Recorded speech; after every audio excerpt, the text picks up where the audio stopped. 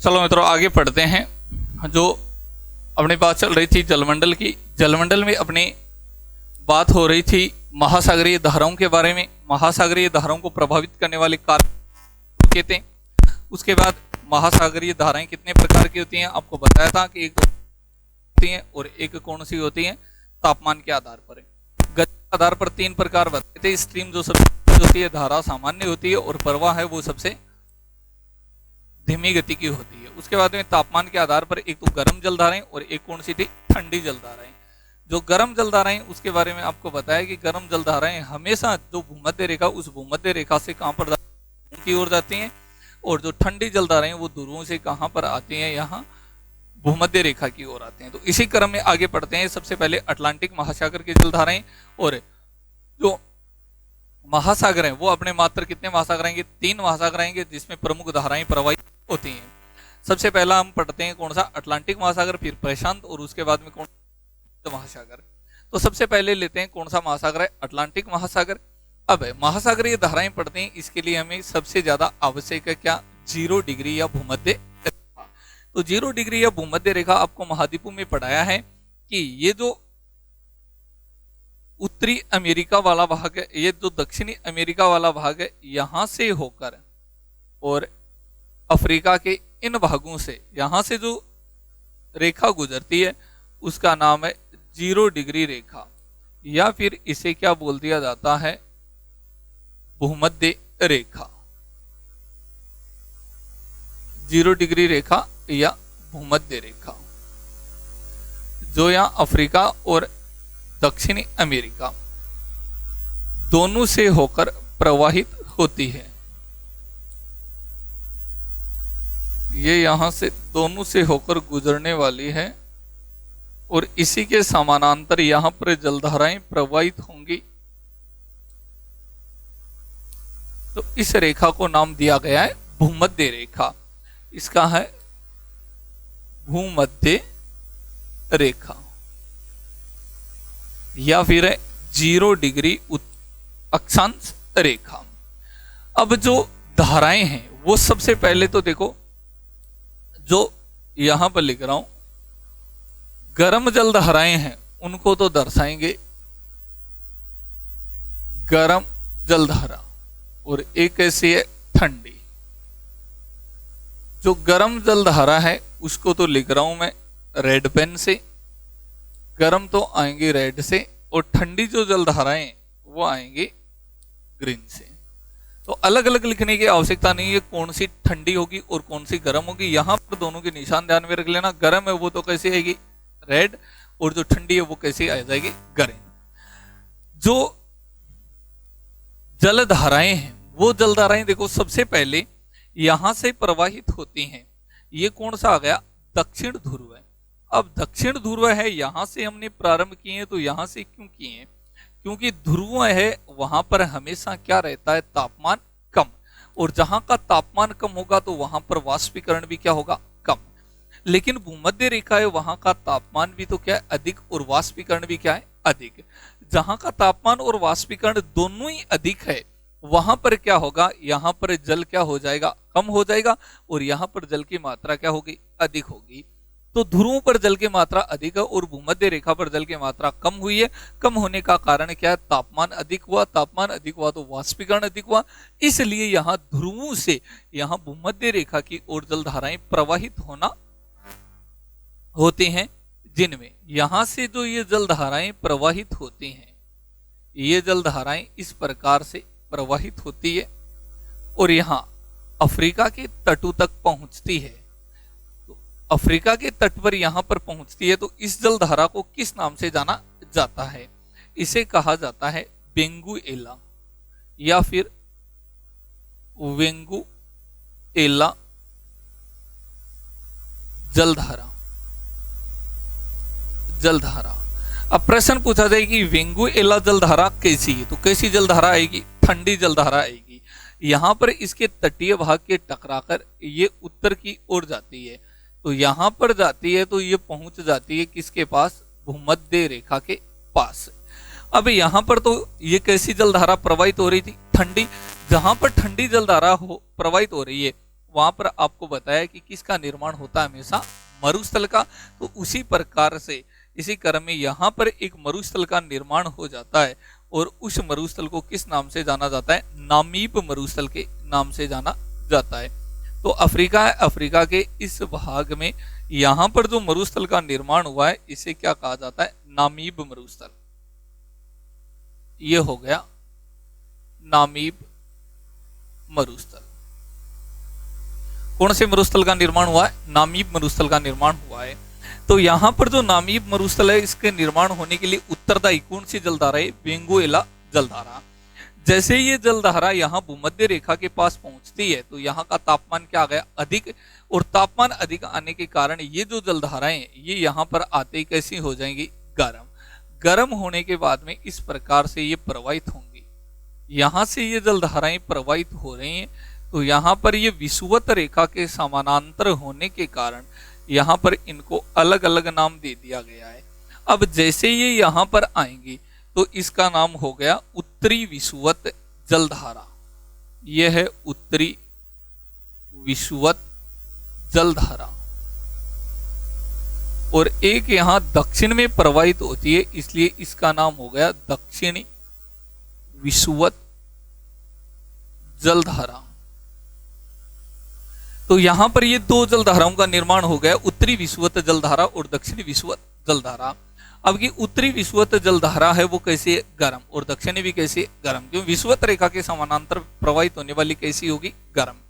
यहां पर आते ही जो दक्षिणी अमेरिका महाद्वीप है इस महाद्वीप की आकृति इस प्रकार से आती है और यहाँ पर आकृति ऐसी होने के कारण ये जलधाराएं कितने भागों में विभाजित हो जाती है, दो भागों में विभाजित होती है। और यहाँ पर ये जलधारा एक यहाँ दक्षिण की ओर आती है, दक्षिण की ओर यहाँ पर आती है। तो दक्षिणी अमेरिका का यहाँ पर जो देश आता है वो कौन सा आता है, ब्राजील। इसलिए इसे किस नाम से जाना जाता है, ब्राजील जलधारा के नाम से जाना जाता है। तो यहाँ पर कौन सा देश आया है, ब्राजील, इसलिए इसको क्या कहा जाता है, ब्राजील जलधारा। कि ब्राजील जो जलधारा है वो कैसी, गर्म है या ठंडी है, कैसी, गर्म जलधारा है। अब यहां से एक धारा तो इसके नीचे की ओर आ गई लेकिन दूसरी धारा कहां पर जाएगी, उत्तरी भाग की ओर जाएगी। यहां पर ये आती है उत्तर की ओर, ये जलधारा यहां से उत्तर की ओर आती है।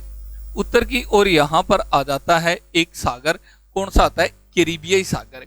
उसी जो कैरिबियाई सागर है इस कैरिबियाई सागर के जो द्वीप समूह है उनको किस नाम से जाना जाता है, यहाँ पर इनको जाना जाता है कैरिबियाई द्वीप समूह है। तो ये यहाँ पर संपूर्ण क्या आ गए, कैरिबियाई द्वीप समूह है। कैरिबियाई द्वीप समूह के पास आकर ये जलधारा यहाँ पर टकराती है, टकराकर ये फिर कितने भागों में विभाजित हो गई, दो भागों में विभाजित हो जाती है। ये दो भागों में विभाजित होके इस प्रकार से यहाँ जो मेक्सिको की खाड़ी है इस मेक्सिको की खाड़ी से प्रवाहित होकर यहाँ पर आती है। इस प्रकार से एक जलधारा यहाँ पर आ जाती है। अब जो यहाँ पर जलधारा आई है उस जलधारा को किस नाम से जाना जाता है, यहाँ पर एक द्वीप पाया जाता है, कौन सा, कैरिबियाई द्वीप। कौन सा द्वीप है, कैरिबियाई द्वीप है। तो जो कैरिबियाई द्वीप है उन्हीं का एक द्वीप है जिसका नाम है एंटलीज। कौन सा है, एंटलीज। तो यहां पर जो जलधारा का निर्माण हुआ है वो कौन सी हुई है, एंटलीज धारा। कौन सी हो गई, एंटलीज धारा। अब यहां पर एंटलीज धारा प्रवाहित होती है, दूसरी धारा है वो मेक्सिको की जो खाड़ी है उस मेक्सिको की खाड़ी से प्रवाहित होकर आगे की ओर गतिशील होती है। तो यहां पर एक द्वीप आता है जिसका नाम है फ्लोरिडा द्वीप। कौन सा द्वीप आता है, फ्लोरिडा। जैसे फ्लोरिडा द्वीप के पास ये यहाँ अमेरिका में जाएगी तो इस जलधारा का नाम भी क्या हो जाएगा, फ्लोरिडा जलधारा। तो यहाँ पर इस जलधारा को किस नाम से जाना जाता है, फ्लोरिडा, फ्लोरिडा जलधारा। फ्लोरिडा जलधारा कहां पर आता है, ये उत्तरी अमेरिका में कि अटलांटिक महासागर में। ये कौन सा महासागर है, अटलांटिक महासागर, ऐसा आकार का कि अटलांटिक महासागर में चलने वाली ब्राजील में जो जलधारा है वो ब्राजील जलधारा, यहाँ पर एंटलीज जलधारा, यहाँ पर फ्लोरिडा जलधारा के नाम से जानी जाती हैं।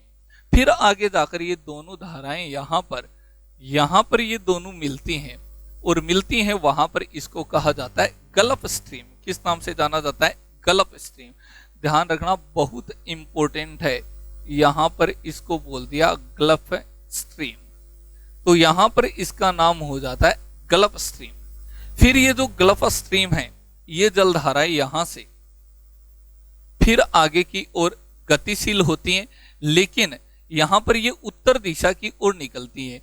उत्तर दिशा की ओर सामने से यहां से ध्रुव आ जाते हैं, तो ध्रुवों से फिर यहां से ठंडी जलधाराएं आती हैं, और यहां से जो ठंडी जलधाराएं आती हैं वो आकर इनको रोक लेती हैं, और ये जो जलधाराएं आती हैं इनका नाम है लेब्राडोर जलधारा। ये यहां पर कौन सी आती हैं? लेब्राडोर जलधारा। लेब्राडोर जलधारा। अब लेब्राडोर जलधारा, ठंडी जलधारा ध्रुव की ओर से आ रही है, यहां भूमध्य रेखा की ओर से गर्म जलधाराएं जा रही हैं, दोनों यहां पर आकर मिलती हैं, और जिस भाग में मिलती हैं वहां पर ये जो तापमान है वो तापमान कैसा हो जाता है? सामान्य। कैसा हो जाता है? सामान्य। यहाँ का तापमान सामान्य होगा तो यहाँ पर क्या हो जाएगी? वनस्पति होगी, और वनस्पति होगी, उस वनस्पति को खाने के लिए यहाँ से इस समुद्र से क्या आ जाएंगी? मछलियां आ जाएंगी।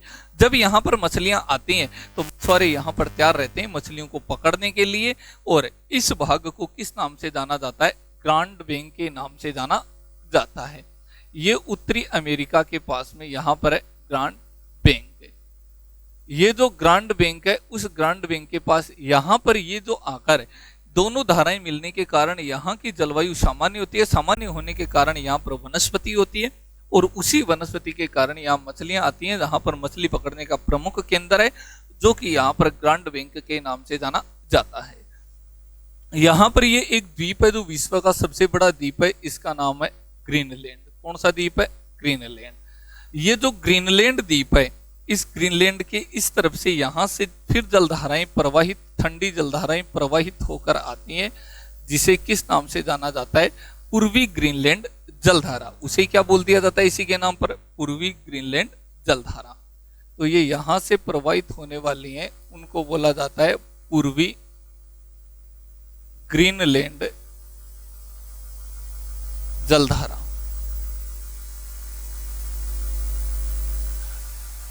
अब यहां पर ये जो जलधाराएं, इन जलधाराओं को उत्तर की ओर जाने के लिए स्थान नहीं मिलता है, तो ये जलधाराएं फिर आगे अपना जो भाग है उस भाग को पूर्वी भाग की ओर अपना रुख करती हैं।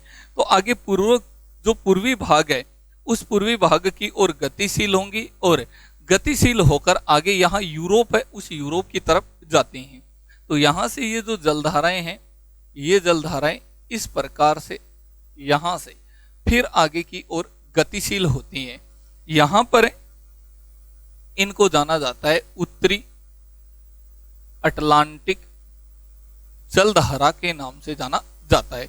कि उत्तरी अटलांटिक जलधाराएं कैसी हैं? गर्म है या ठंडी? तो कैसी होंगी? गर्म होंगी। यहां पर आने के बाद में ये यूरोप के पास आती हैं, यहां पर सर्दी का मौसम होता है, और यहां पर आकर ये कितने भागों में विभाजित हो जाती हैं? 3 भागों में विभाजित होती हैं। 3 भागों में विभाजित होते हैं, जिनमें ये जो सबसे नीचे वाला भाग है, यहां पर जो जलधाराएं आती हैं उसे कहा जाता है रेनेल धारा। कौन सी आ गई? रेनेल धारा। जो सबसे नीचे की ओर आई है उसे तो रेनेल धारा के नाम से जाना जाता है। तो रेनेल जो धारा है वो यूरोप के पास में अटलांटिक महासागर में प्रवाहित होने वाली धारा है, और ये एक गर्म जलधारा है। लेकिन उसके जो ऊपर की जो जलधारा है उसे कहा जाता है इरमिंगर। किस नाम से जाना जाता है? इरमिंगर के नाम से जाना जाता है। तो यहाँ पर जो दूसरी जलधारा आई है इसको किस नाम से जाना जाता है? इरमिंगर कहा जाता है। इरमिंगर। और जो यहाँ पर यूरोप का नॉर्वे के पास से होकर गुजरने वाली को क्या कहा जाता है? नॉर्वे जलधारा। तो यहां पर ये कौन सी जलधारा आ गई? नॉर्वे जलधारा। यहां पर इस प्रकार से 3 भागों में विभाजित हो जाती हैं, जिनमें रेनेल जलधारा, इरमिंगर जलधारा और कौन सी आ गई? नॉर्वे जलधारा। यहां पर इसका तापमान लगभग सामान्य हो जाता है, इसलिए यहां पर एक घास पाई जाती है, एक सागर पाया जाता है, उसी सागर के नाम पर घास का नाम रखा है, जिसका नाम है सारगेसो घास। ये सारगेसो घास कहां पर पाई जाती है? तो ये कहां पर पाई जाती है? अटलांटिक महासागर में पाई जाती है। फिर यहां पर ये जो भाग आता है अफ्रीका का, यहां पर ठंडी जलधाराएं प्रवाहित होती हैं और इन ठंडी जलधाराओं को क्या कहा जाता है? केनारी। इसको कहा जाता है केनारी जलधारा। केनारी जलधारा भी कैसी होती हैं? ये ठंडी जलधाराएं होती हैं। केनारी जलधारा यहाँ ठंडी होने के कारण यहाँ पर अफ्रीका में फिर एक मरुस्थल का निर्माण होता है, और यहाँ पर जो मरुस्थल का निर्माण होता है, ये कौन सा मरुस्थल होता है? यहाँ पर सहारा मरुस्थल। कौन सा मरुस्थल का निर्माण हुआ है? यहाँ पर सहारा मरुस्थल। यह है सहारा मरुस्थल। इस सहारा मरुस्थल का निर्माण होने के लिए उत्तरदायी कौन सी जलधारा है? तो कौन सी जलधारा आ जाएगी इसके लिए? केनारी जलधारा है, वो इसके लिए उत्तरदायी है। केनारी जलधारा के कारण यहाँ पर सहारा मरुस्थल का निर्माण होता है। और यहाँ पर जो अंतिम जलधारा बचती है वो आती है फोकलैंड जलधारा। अब जो फोकलैंड जलधारा है वो आपने एक नाम सुना होगा, कौन सा द्वीप है? फोकलैंड द्वीप। कौन सा द्वीप है? फोकलैंड। ये यहाँ पर आता है फोकलैंड द्वीप। इसके पास से यहाँ से ये ठंडी जलधाराएं प्रवाहित होती हैं, और ठंडी जलधारा यहाँ से आने के कारण इसका नाम क्या हो गया? फोकलैंड जलधारा। फोकलैंड जलधारा। कौन सी जलधारा का निर्माण हुआ है? यहाँ पर फोकलैंड जलधारा का निर्माण हुआ है। अब फोकलैंड यहाँ पर ये एक ठंडी जलधारा है। ठंडी जलधारा होने के कारण यहाँ पर फिर एक मरुस्थल का निर्माण होगा, जहां पर मरुस्थल जैसी दशाएं पाई जाती हैं, और यहाँ पर जो मरुस्थल का निर्माण होगा वो कौन सा होगा? पेंटागोनिया मरुस्थल। ये इसके पूर्वी भाग में आएगा, जिसका नाम है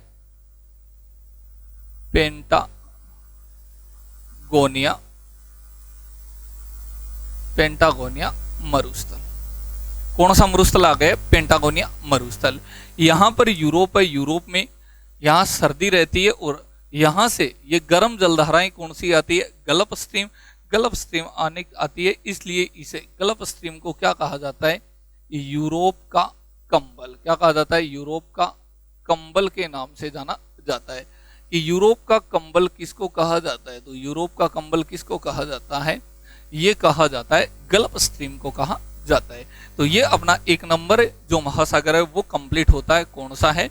ये अटलांटिक महासागर। इसमें इस प्रकार से जलधाराएं प्रवाहित होती हैं। एक बार दोबारा देखना, नोट इसमें आपको ये करना है, यहाँ पर अटलांटिक महासागर की जलधाराएं लिखिए, दो भागों में डिवाइड कर दोगे। एक तरफ गर्म जलधारा और दूसरी तरफ ठंडी जलधाराएं। गर्म जलधाराएं जो यहाँ पर रेड पेन से हैं वो गर्म आ जाएंगी, और जो ग्रीन से हैं वो कैसे आ जाएंगी? ठंडी। बस ये इतना ही मैटर है इसमें। देखो दोबारा कि ध्रुव है, ध्रुव पर तापमान कम होने के कारण वाष्पीकरण कम होता है, या तापमान अधिक होने के कारण वाष्पीकरण क्या होता है? अधिक। इसलिए यहाँ ध्रुवों से भूमध्य रेखा की ओर जलधाराएं प्रवाहित होती हैं। सबसे पहले वेंगुएला जलधारा जो अफ्रीका के पास में यहाँ पर ठंडी जलधाराएं नामी मरुस्थल का निर्माण करती है।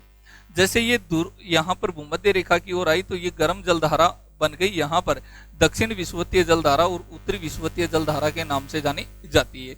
फिर आगे यहाँ पर दक्षिणी अमेरिका महाद्वीप की आकृति के कारण ये दो भागों में विभाजित हुई। यहाँ पर इसको ब्राजील जलधारा के नाम से जाना जाता है। एक धारा उत्तर की ओर गई जहां पर कैरिबियाई द्वीप समूह पाए जाते हैं। उनमें एक द्वीप है जिसका नाम है एंटलीज, उसी के नाम पर इसका नाम हो गया एंटलीज जलधारा।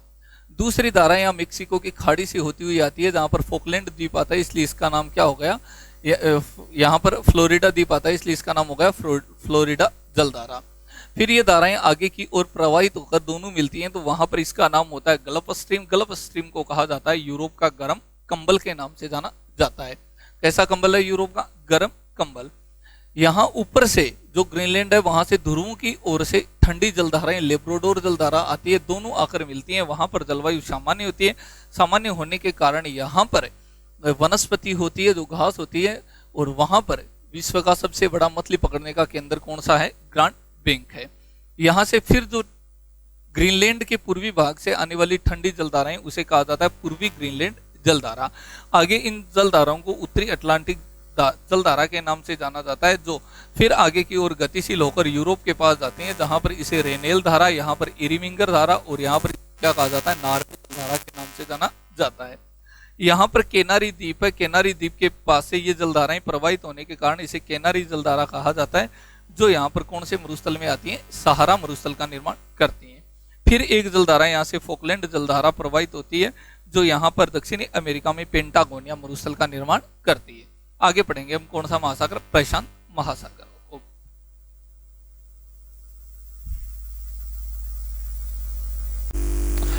तो पढ़ रहे थे हम महासागरीय धाराएं। महासागरीय धाराओं में अपने 3 महासागर थे, जिनमें एक महासागर की धाराएं अपनी कंप्लीट हो गई हैं, अटलांटिक महासागर।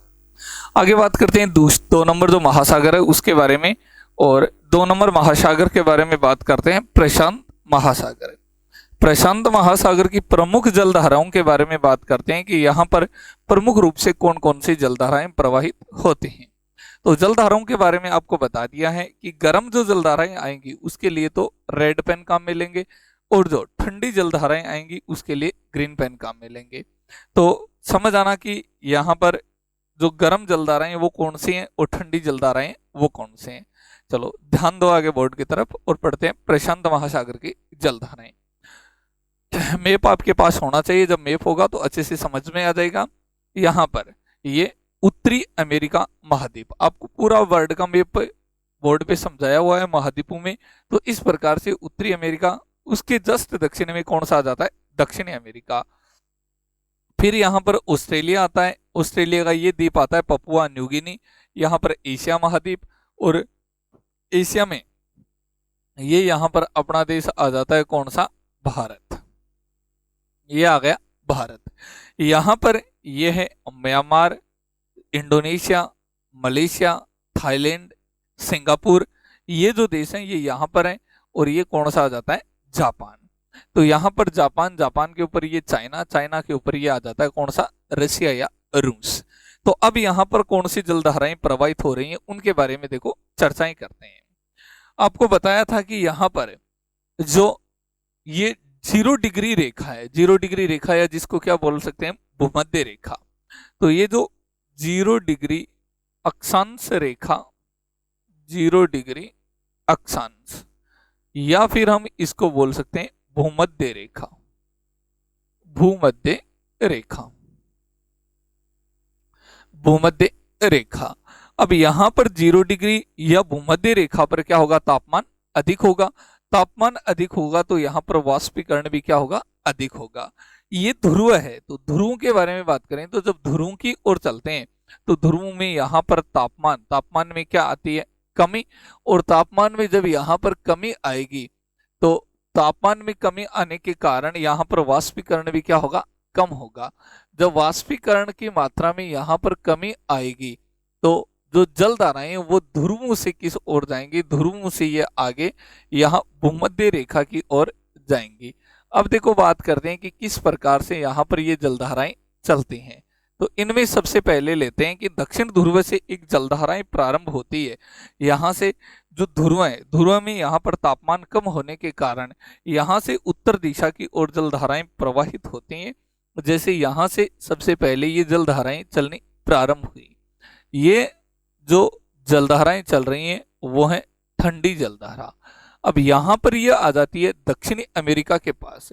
जब दक्षिणी अमेरिका के पास आती है तो यहाँ पर एक देश है जिसका नाम है पेरू। कौन सा देश आता है, पेरू। तो उसी देश के नाम पर इसका नाम हो गया पेरू, या फिर इसी को बोल देते हैं हम्बोल्ट, हम्बोल्ट जलधारा। पेरू या हम्बोल्ट जलधारा। अब पेरू या हम्बोल्ट जलधारा है वो ठंडी जलधारा है जो यहां से जो दक्षिणी अमेरिका है, दक्षिणी अमेरिका के पश्चिमी तट के पास में जाती है। अब यहां से ठंडी जलधारा जाने के कारण आपको बताया है कि जो महाद्वीप है उन महाद्वीपों के पश्चिमी तट पे किसका निर्माण होता है, मरुस्थल का। यहाँ पर ये जलधारा जाने के बाद में यहाँ पर एक मरुस्थल का निर्माण करती है और उस मरुस्थल का नाम है अट्टाकामा मरुस्थल। महाद्वीप में पढ़ाया था आपको अट्टाकामा मरुस्थल है ये विश्व का सबसे शुष्क मरुस्थल है। कि विश्व का सबसे शुष्क मरुस्थल कौन सा आता है, कामा। तो यहाँ पर एक मरुस्थल का निर्माण हुआ है जिसका नाम है अट्टा कामा मरुस्थल। अट्टाकामा मरुस्थल है, इसी में एक स्थान आता है जिसका नाम है अरिका। ये अरिका है, ये विश्व का सबसे शुष्क स्थान है और विश्व का सबसे शुष्क मरुस्थल कौन सा बन गया? अट्टाकामा मरुस्थल। अब यहाँ पर ये ठंडी जलधाराएं फिर उत्तर की ओर अपना रुख करती हैं। जैसे उत्तर की ओर जाती हैं तो ये आ जाती हैं भूमध्य रेखा के नजदीक। यहां से जलधाराएं उत्तर दिशा की ओर आती हैं और यहां पर पहुंच जाती हैं भूमध्य रेखा के पास। भूमध्य रेखा के पास आते ही यहाँ का टेम्परेचर हाई होगा, तो यहाँ पर ये जलधाराएं ये कैसी हो जाएंगी? गर्म। तो यहाँ पर ये जलधारा कैसी हुई है? गर्म। विषुवत रेखा, विषुवत रेखा के पास में आते ही यहाँ पर जलधाराएं गर्म हुई, एक उत्तर की ओर आई जिसका नाम हो गया उत्तरी विषुवतीय जलधारा। क्या नाम हो गया? उत्तरी विषुवतीय जलधारा। दूसरी यहाँ दक्षिण की ओर आई जिसका नाम हो गया दक्षिणी विषुवतीय जलधारा। अब दक्षिणी विषुवतीय जलधारा आगे की ओर इस प्रकार से प्रवाहित होती है। यह आ गई दक्षिणी विषुवतीय जलधारा। यहां पर जो पहले जो जलधारा आई है ये दक्षिण में आई है, इसलिए इसका नाम क्या हो गया? दक्षिण। कौन सी रेखा के समानांतर चल रही है? विषुवत रेखा के, इसलिए इसका नाम हो गया दक्षिणी विषुवतीय, दक्षिणी विषुवतीय जलधारा। जलधारा दक्षिण विषुवतीय जलधारा। तो यहां पर इसका नाम हुआ है दक्षिण विषुवतीय जलधारा और इसी के समानांतर जब उत्तर दिशा की ओर प्रवाहित हुई तो इसका नाम क्या हो गया? उत्तरी विषुवतीय जलधारा। उत्तरी विषुवतीय जलधारा यहां से प्रवाहित होती है उत्तरी विषुवतीय जलधारा। अब यहां पर ये जलधारा यहां से जो गर्म जलधारा है वो प्रवाहित होकर यहां ऑस्ट्रेलिया के नजदीक आती है। तो ऑस्ट्रेलिया के कौन से भाग के पास से आती है? पूर्वी भाग, इसलिए इसका नाम क्या हो गया? पूर्वी ऑस्ट्रेलिया या ऑस्ट्रेलिया जलधारा। पूर्वी ऑस्ट्रेलिया जलधारा। अब यहां पर इस जलधारा का नाम हो गया पूर्वी ऑस्ट्रेलिया जलधारा। इस प्रकार से देखो प्रारंभ में जलधारा है वो यहाँ सबसे पहले ठंडी जलधारा प्रारंभ हुई थी पेरू या हम्बोल्ट जलधारा, जो दक्षिणी अमेरिका के पश्चिमी तट के पास जाकर अटाकामा मरुस्थल का निर्माण करती है। फिर विषुवत रेखा के नजदीक आने के कारण ये जलधारा गर्म हो जाती है और गर्म होने के कारण इसे कहा जाता है दक्षिण विषुवतीय जलधारा। एक उत्तर की ओर जाती है जिसे कहा जाता है उत्तरी विषुवतीय जलधारा। इनमें से एक जो दक्षिण विषुवतीय जलधारा है ये ऑस्ट्रेलिया के पूर्वी भाग के नजदीक से गुजरने के कारण इसे कहा जाता है पूर्वी ऑस्ट्रेलियाई जलधारा। लेकिन जो उत्तर की ओर जाने वाली जलधारा है ये अपना रुख कहां पर कर लेती है? उत्तर की ओर कर लेती है। उत्तर की ओर करने के बाद में यहां से ये जाती है और यहां पर आ जाता है जापान। कौन सा देश आता है यहाँ पर? जापान। जापान के ये प्रमुख द्वीप हैं, इन द्वीपों के टकराकर ये जलधारा फिर यहां से दो भागों में विभाजित होती है। एक जलधारा यहां पर इस प्रकार से गुजरती है, दूसरी जलधारा यहां से इस प्रकार से गुजरती है। ये दोनों जलधाराएं यहां पर आ जाती हैं। इनमें से जो पहली जलधारा है ये यहां पर इस दिशा में आ रही है, इसको कहा जाता है क्यूरोसियो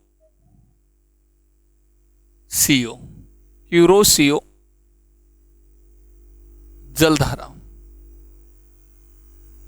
कि क्यूरोसियो जलधारा प्रवाहित होती है, तो क्यूरोसियो जलधारा कहां पर प्रवाहित होती है? जापान के पूर्वी भाग के पास। इसी जलधारा को किस नाम से जाना जाता है? इसे कहा जाता है जापान का काला पानी। जापान का काला पानी किस नाम से जाना जाता है? इसे जापान का काला पानी के नाम से जाना जाता है। कि जापान का काला पानी के नाम से कौन सी जलधारा को जाना जाता है? क्यूरोसियो जलधारा को जाना जाता है। एक जो जलधारा है ये यहाँ जापान के पश्चिमी भाग की तरफ से गुजरती है और यहाँ पर इसको किस नाम से जाना जाता है? यहाँ पर इसे कहा जाता है सुशीमा जलधारा। इसका नाम यहाँ पर सुशीमा जलधारा हो जाता है। या फिर यहाँ पर जापान और यहाँ चाइना के बीच का ये जो भाग है, यहाँ पर एक सागर है जिसको कहा जाता है जापान सागर। किस नाम से जाना जाता है? जापान सागर। जापान सागर से होकर गुजरने के कारण इसे कहा जाता है जापान जलधारा। जापान जलधारा। तो जापान जलधारा के नाम से कौन सी जलधारा को जाना जाता है? सुशीमा जलधारा को जापान जलधारा के नाम से जाना जाता है।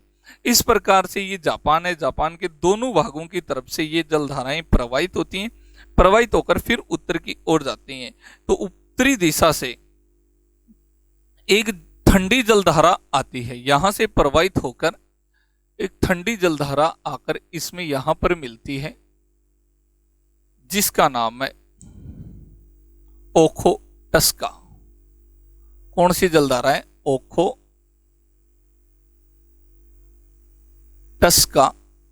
ओखोटस्का जलधारा। जापान के पास में उत्तरी दिशा से एक ठंडी जलधारा आई जिसका नाम है, क्या नाम है? ओखोटस्का। ओखोटस्का जलधारा आकर यहां पर मिलती है। इसी के पास से एक जलधारा और आती है यहीं से उत्तरी ध्रुव की ओर से, और इस जलधारा को कहा जाता है क्यूराइल जलधारा। कौन सी जलधारा है यहाँ पर? ये आ गई क्यूराइल जलधारा। क्यूराइल जलधारा। अब ये जो क्यूराइल जलधारा और ओखोटस्का जलधारा ये दोनों आती हैं, ये यहां से ठंडी जलधारा, ये यहां से गर्म जलधारा, दोनों आकर जापान की उत्तरी तट के पास यहां पर मिलती हैं। और यहां पर मिलने के कारण यहां पर सामान्य जलवायु होती है, जिसके कारण यहां पर जो मछली है, मछली पकड़ने के अनुकूल यहां पर दशाएं बनती हैं कि जापान के पास में कौन कौन सी जलधाराएं मिलने के कारण मछली पकड़ने के लिए यहां पर अनुकूल दशाओं का निर्माण होता है। तो कौन सा आएगा यहां पर? यहां से आने वाली गर्म जलधारा है सुशीमा जलधारा, और यहां से क्यूरोशिया जलधारा, ऊपर से ओखोटस्का और क्यूराइल जलधारा है। इन दोनों के मिलने से यहाँ पर जो मछलियां मछली पकड़ने के अनुकूल यहाँ पर दशाओं का निर्माण होता है। लेकिन जो क्यूराइल जलधारा है इसी को ओयो सीओ जलधारा के नाम से जाना जाता है, और इसे क्या कहा जाता है? OYO CO. कि क्यूराइल जलधारा है इसी का दूसरा नाम है ओयो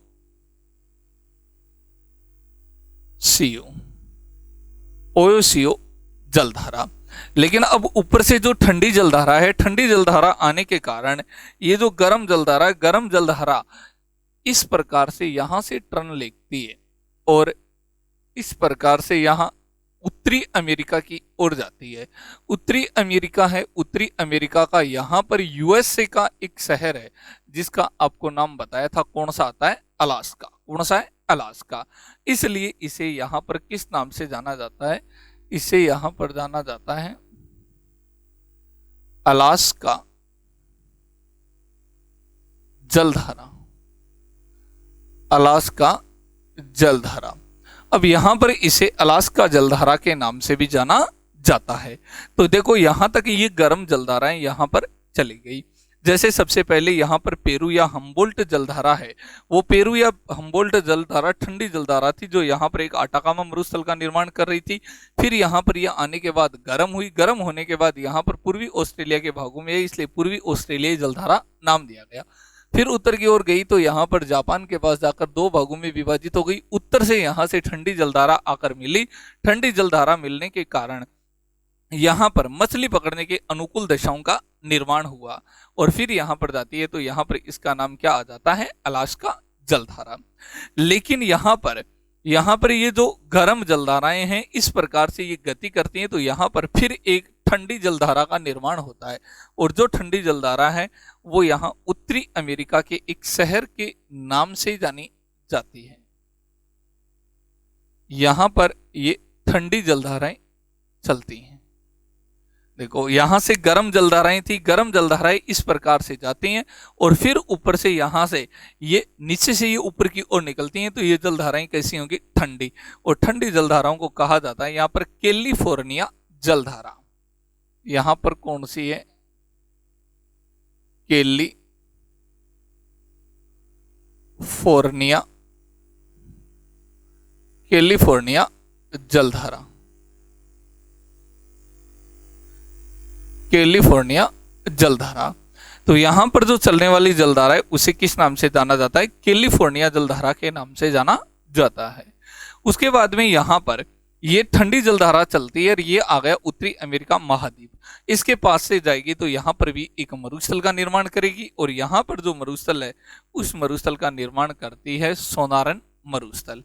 यहां पर उत्तरी अमेरिका में फिर एक मरुस्थल का निर्माण होता है उत्तरी अमेरिका के पश्चिमी भाग के पास में, और यहां पर जिस मरुस्थल का निर्माण होता है उसे किस नाम से जाना जाता है? सोनारन मरुस्थल। यहां पर हुआ है सोनारन मरुस्थल। तो सोनारन मरुस्थल के लिए उत्तरदायी जलधारा कौन सी आएगी? कैलिफोर्निया। और यहां पर आटाकामा मरुस्थल के लिए उत्तरदायी जलधारा कौन सी आएगी? पेरू या हम्बोल्ट जलधारा। तो ये थी अपने प्रशांत महासागर की प्रमुख जलधाराएं।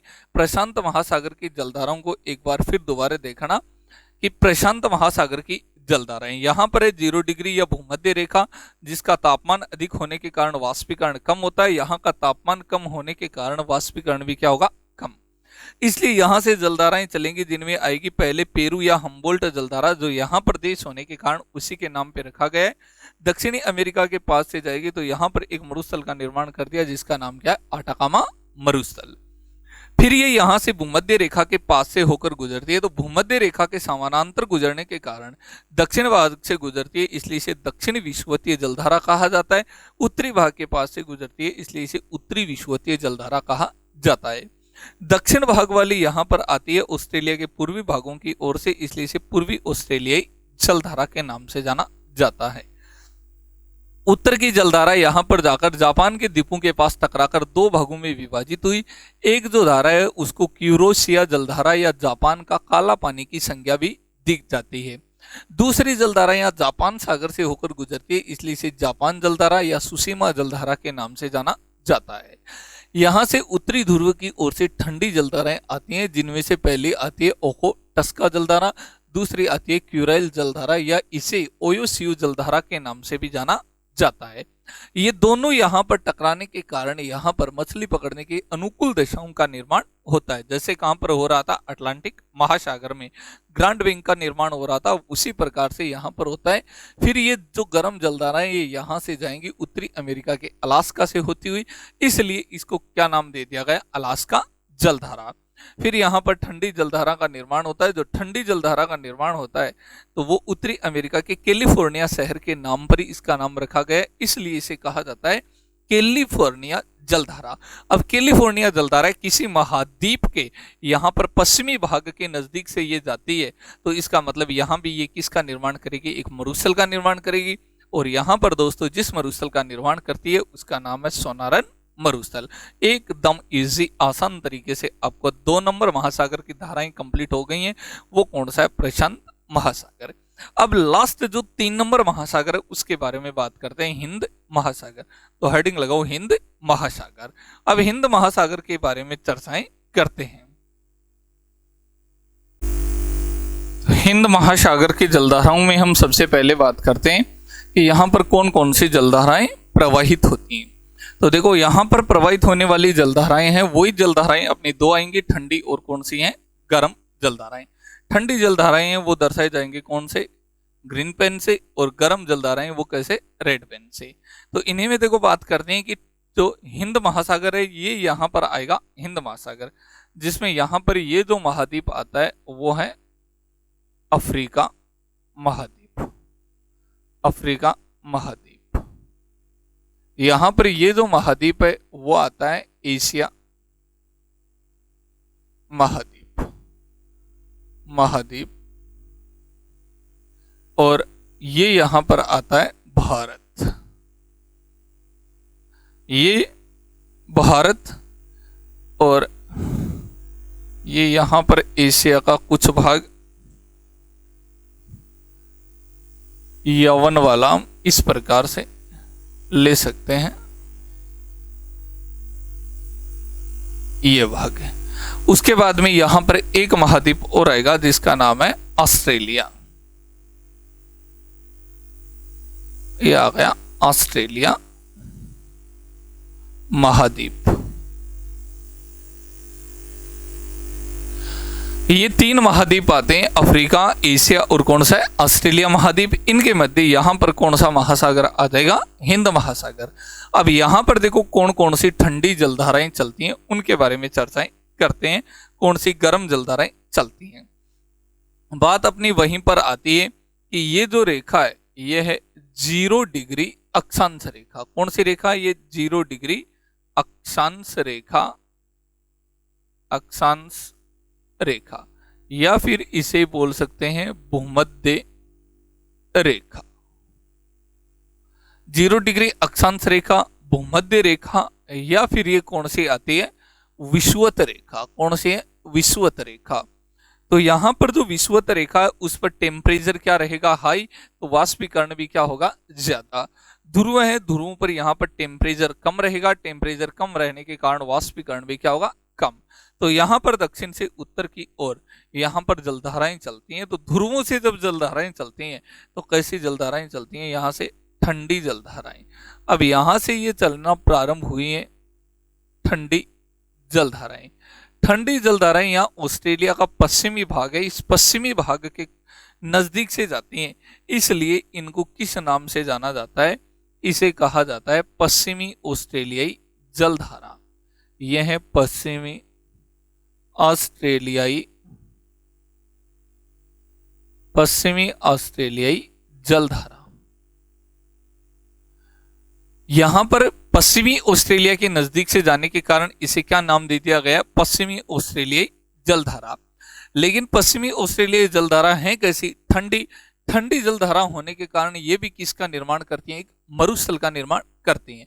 और यहाँ पर जो मरुस्थल बनते हैं वो यहाँ पर कई मरुस्थलों का निर्माण होता है, जो आपको ऑस्ट्रेलिया महाद्वीप में यहाँ पर पढ़ाया था, जैसे ग्रेट विक्टोरिया है, ग्रेट आर्टिजन है, ऐसे यहाँ पर कई मरुस्थलों का निर्माण हुआ है। ये पश्चिमी ऑस्ट्रेलियाई मरुस्थलों का निर्माण हो गया। कौन से मरुस्थल है, पश्चिमी ऑस्ट्रेलियाई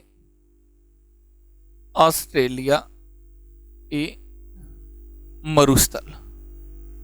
और यहां पर पश्चिमी ऑस्ट्रेलिया में यहां पर ठंडी जलधारा चलने के कारण यहां पर वर्षा नहीं होती है। वर्षा नहीं होने के कारण संपूर्ण पश्चिमी ऑस्ट्रेलिया में यहां पर मरुस्थल है, और मरुस्थल होने के कारण ऑस्ट्रेलिया महाद्वीप को क्या कहा जाता है, प्यासी भूमि का देश कहा जाता है। प्रश्न है कि प्यासी भूमि का देश कौन से महाद्वीप को कहा जाता है, ऑस्ट्रेलिया को कहा जाता है। क्यों कहा जाता है, क्योंकि इसके पश्चिम भाग में क्या है, मरुस्थल है। यहाँ पर ऑस्ट्रेलिया के पश्चिम में मरुस्थल होने का प्रमुख कारण क्या है, तो पश्चिमी ऑस्ट्रेलियाई जलधारा या पश्चिमी ऑस्ट्रेलियाई ठंडी जलधारा इसका प्रमुख कारण है। यहाँ से जलधाराएं उत्तर की ओर जाती हैं, उत्तर की ओर जाकर यहाँ पर आ जाती है भूमध्य रेखा। भूमध्य रेखा के समानांतर यहां से ये जलधाराएं निकलती हैं, ये गर्म जलधारा।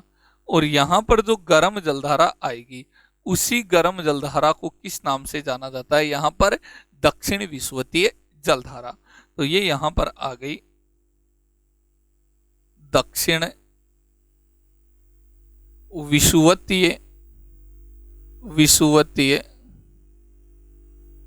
दक्षिण विषुवतीय जलधारा।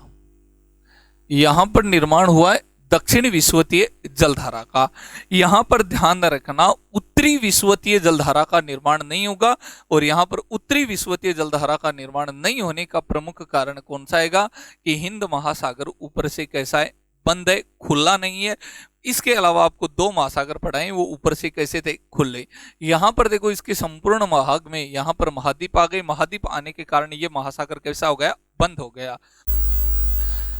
तो ऐसा एकमात्र महासागर कौन सा आता है, हिंद महासागर है, कि जिसके उत्तरी विषुवतीय जलधारा प्रवाहित नहीं होता। नहीं होने का कारण आपको बताया है कि यहाँ पर प्रवाहित नहीं होने का प्रमुख कारण कौन सा है कि उत्तर भाग से हिंद महासागर पूरा क्या है, बंद है, ढका हुआ है, इसलिए यहाँ पर उत्तरी विषुवतीय जलधारा का निर्माण नहीं होता है।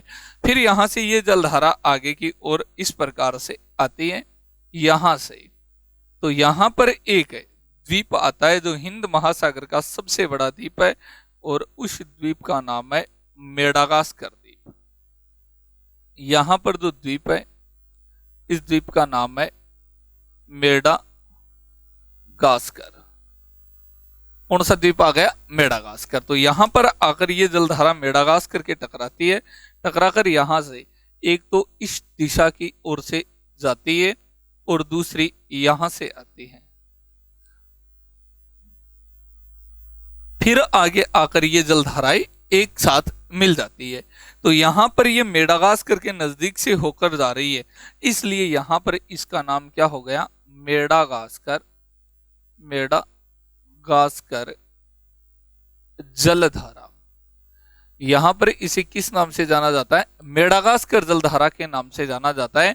मेडागास्कर जलधारा के नाम से यहां पर क्यों जाना जाता है? क्योंकि ये कौन से द्वीप से होकर जा रही है? मेडागास्कर द्वीप से होकर जा रही है, इसलिए इसे कहा जाता है मेडागास्कर जलधारा। लेकिन मेडागास्कर के पास में यहां पर अफ्रीका का एक देश है जिसका नाम है मोजाम्बिका, और यहां पर ये जो जल चैनल है इसका नाम भी क्या आता है? मोजाम्बिका। इसलिए यहां से जो जाने वाली गर्म जलधारा है उसका नाम है मोजाम्बिका, मोजाम्बिका जलधारा। यहां से जाने वाली जलधारा का नाम क्या हो गया? मोजाम्बिका जलधारा। ये जलधाराएं जब आकर दोनों एक साथ मिलती हैं तो इसका नाम हो जाता है अंगुलहास जलधारा। क्या नाम होता है? अंगुलहास जलधारा। तो यहां पर भूमध्य रेखा के दक्षिण में इस प्रकार से हिंद महासागर में ये जलीय धाराएं हैं, इनका निर्माण होता है, जो कि प्रमुख जलधाराएं हैं। यहाँ पर ठंडी और गर्म जलधाराएं हैं। जैसे सबसे पहले यहाँ पर दक्षिण ध्रुव से प्रवाहित होने वाली ठंडी जलधारा है जिसका नाम हो गया पश्चिमी ऑस्ट्रेलियाई जलधारा, जो यहाँ पर पश्चिमी ऑस्ट्रेलियाई मरुस्थलों का निर्माण करती है। फिर भूमध्य रेखा के पास में गई तो यहाँ पर दक्षिण विषुवतीय जलधारा इसका नाम हुआ। यहाँ पर आई तो मेडागास्कर के टकराने के कारण इसका एक धारा का नाम हो गया मेडागास्कर जलधारा, दूसरी हो गई मोजाम्बिका जलधारा, क्योंकि ये मोजाम्बिक जल ये भाग से होकर गुजरती है। जहां पर जाकर दोनों धाराएं आगे मिलती हैं वहां पर आगे की जलधारा का नाम क्या हो गया? अंगुलहास जलधारा। अब यहाँ पर उत्तरी भाग है, इस उत्तरी भाग में यहाँ पर जलधाराओं का, यहाँ पर उत्तरी विषुवतीय जलधारा का निर्माण नहीं होता है क्योंकि ये महासागर ऊपर से क्या ढका हुआ है। लेकिन अफ्रीका है, इस अफ्रीका एशिया यहाँ से होकर एक प्रमुख रेखा और गुजरती है जिसको कहा जाता है कारक रेखा। यहां से होकर एक रेखा गुजर रही है जिसको करक रेखा के नाम से जाना जाता है। यहां भारत से होकर, भारत के 8 राज्यों से होकर गुजरती है। ये 23.5 डिग्री उत्तरी अक्षांश रेखा है।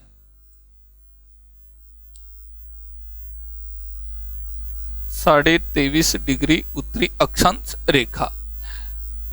ये जो रेखा है 23.5 डिग्री उत्तरी अक्षांश रेखा, इसी को किस नाम से जाना जाता है? कारक रेखा,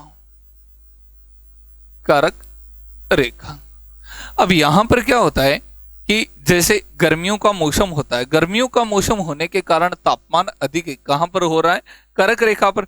जब कर्क रेखा पर यहां पर तापमान अधिक होगा तो यहां पर किसका निर्माण होगा? निम्न वायुदाब का यहां पर केंद्र बनेगा। तो यहां पर कौन सा केंद्र बना है? निम्न वायुदाब, निम्न वायुदाब। और यहां का तापमान क्या होगा? तापमान होगा यहाँ का अधिक। क्या है कि हमेशा तापमान और वायुदाब है, इन दोनों में विपरीत संबंध होता है। जहां का तापमान अधिक होता है वहां का वायुदाब कम होता है, जहां का वायुदाब अधिक होता है वहां का तापमान क्या होता है? कम होता है। इसलिए यहाँ पर कैसा केंद्र बन गया? निम्न वायुदाब केंद्र का निर्माण हुआ है। अब निम्न वायुदाब का केंद्र का निर्माण हुआ है तो हवाएं हमेशा उच्च वायुदाब से निम्न वायुदाब की ओर चलती हैं। तो यहाँ पर उच्च वायुदाब का निर्माण यहाँ पर हो गया और निम्न वायुदाब का निर्माण यहाँ पर हो गया।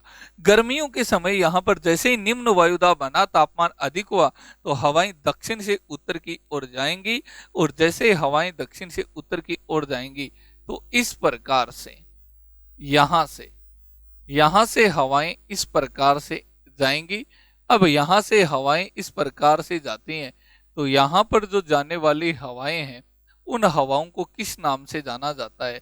तो यहां से जाने वाली हवाएं एक तो इस प्रकार से यहां पर गई हैं, दूसरा ये जो भाग है यहां पर इस प्रकार से गर्म हवाएं चलेंगी, और जैसे ये गर्म हवाएं चलती हैं तो इन हवाओं को किस नाम से जाना जाता है? ये यहाँ पर आता है कौन सा भाग? दक्षिण पश्चिमी। तो इन्हीं हवाओं को कहा जाता है, ये जलधाराएं, इनको कहा जाता है दक्षिण पश्चिमी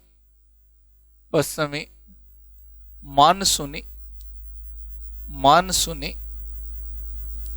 जलधारा। तो यहां पर कौन सी जलधाराओं का निर्माण हो गया? यहां पर हुआ है दक्षिण पश्चिमी मानसूनी जलधारा। अब ये यहाँ पर दक्षिण पश्चिमी मानसूनी जलधारा का निर्माण हुआ। यहाँ पर दक्षिण पश्चिमी मानसूनी जलधारा के निर्माण होने का प्रमुख कारण क्या है?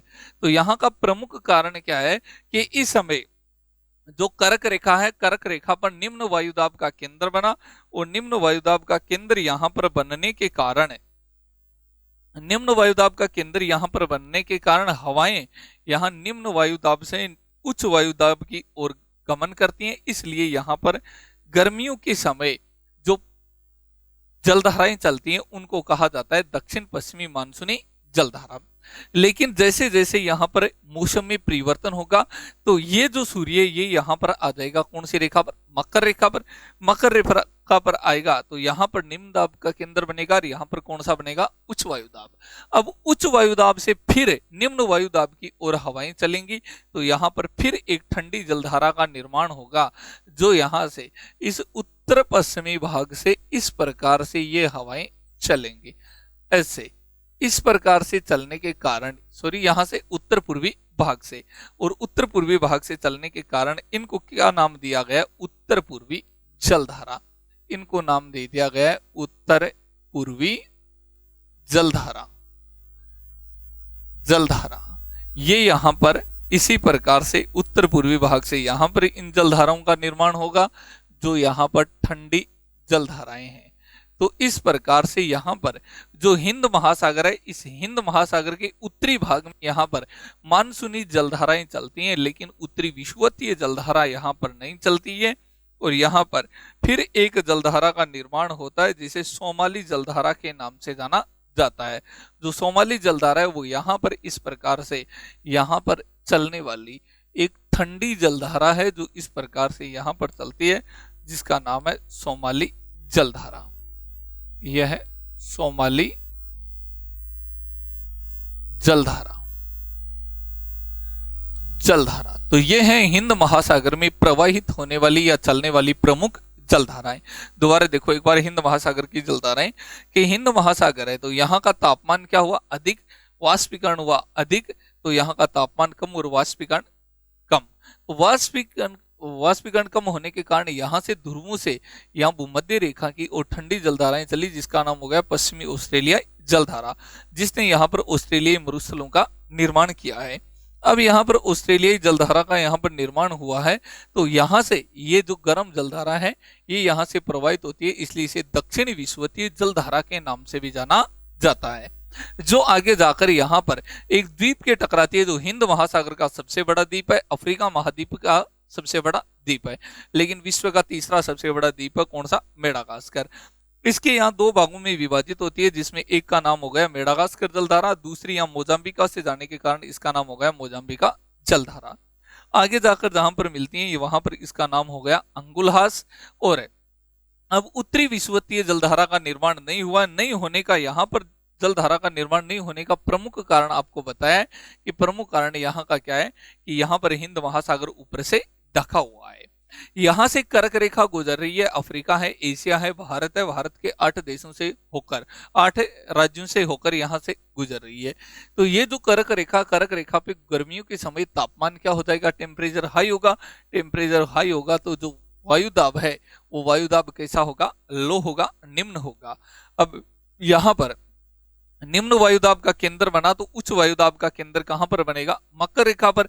अब उच्च वायुदाब से निम्न वायुदाब की ओर जैसे ही हवाएं चलती हैं तो यहां से इस प्रकार से यहां पर ये जलधाराएं समुद्र में दोनों ओर यहां पर चलती हैं, जो दक्षिण पश्चिम से आगे की ओर गति करती हैं, इसलिए इसे दक्षिण पश्चिमी मानसूनी जलधाराएं कहा जाता है, जो वर्तमान में इस समय चल रही हैं। लेकिन जैसे ही मौसम में परिवर्तन होगा, सूर्य यहाँ पर मकर रेखा पर पहुंचेगा तो यहाँ का तापमान अधिक होगा, यहाँ का कम होगा, यहाँ का वायुदाब निम्न होगा, यहाँ का वायुदाब उच्च होगा। तो यहाँ पर ये जो निम्न वायुदाब है, इसे यहाँ पर उच्च वायुदाब का निर्माण होगा, तो यहाँ पर जो हवाएं हैं वो यहाँ उच्च वायुदाब से निम्न वायुदाब की ओर फिर गतिशील होंगी। तो यहाँ पर ये हवाएं ये उत्तर पूर्वी भाग से इस प्रकार से चलेंगी, तो यहाँ पर ये उत्तर पूर्वी जलधारा के नाम से जाना जाता है। फिर यहाँ पर एक जलधारा चलती है जिसका नाम है सोमाली जलधारा। ये अपना कंप्लीट हुआ महासागरीय जलधाराएं। तो जलमंडल हमने प्रारंभ किया था, जलमंडल के हमने दोस्तों 4 पार्टों में विभाजित किया था। उसमें सबसे पहले हमने पढ़ा था महासागरीय उच्चावच, दूसरा पढ़ा था लवणता, कंप्लीट हो गया। तीसरा महासागरीय जलधारा ही कंप्लीट हो गया। चौथा अपना बचा है कौन सा, महासागर। मात्र एक क्लास होगी किसकी, महासागर की। महासागर पढ़ने के बाद में आगे पढ़ेंगे पृथ्वी की प्रमुख गतियां हैं, या फिर ज्वार भाटा है, जो भूकंप है, इनके बारे में आगे बात करेंगे। ओके।